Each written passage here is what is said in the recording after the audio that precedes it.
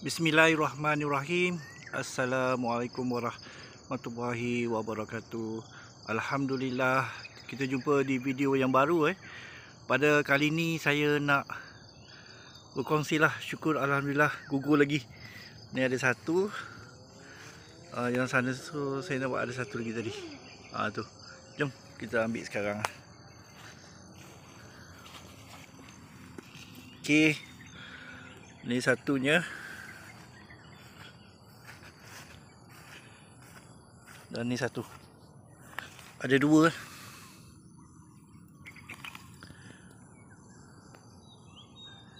Okey, alhamdulillah, inilah dia hasilnya.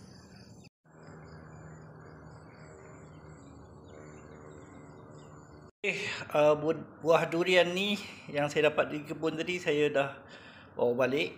Saya cadang lah. Saya nak ambil salah satu. Saya ambil yang ni lah kot. Kita nak tengok isi dia tu. Okey, kita belah dah. Jom kita belah sekarang.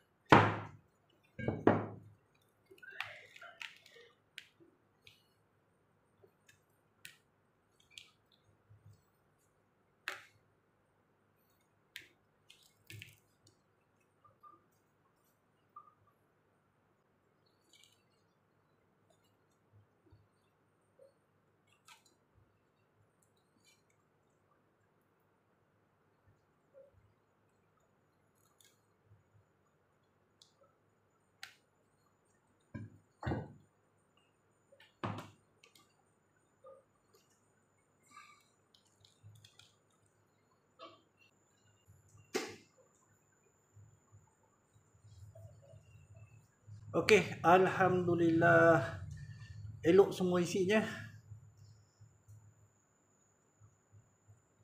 Semua dalam keadaan elok isi dia. Okey. Saya rasa kita cuba tengok ke kebun. Mungkin ada hasil lagi. Okey, saya turun semula untuk tengok pokok durian ada lagi gugur atau tidak. Tapi memang ada satu lah yang gugur lagi ni. Masih ada lagi. Satu lagi.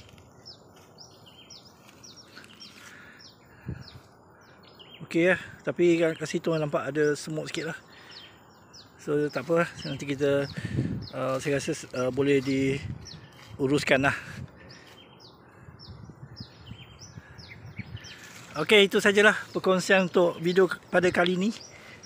Mudah-mudahan perkongsian yang ringkas ini memberikan manfaat dan pengajaran untuk kita bersama. Assalamualaikum warahmatullahi wabarakatuh.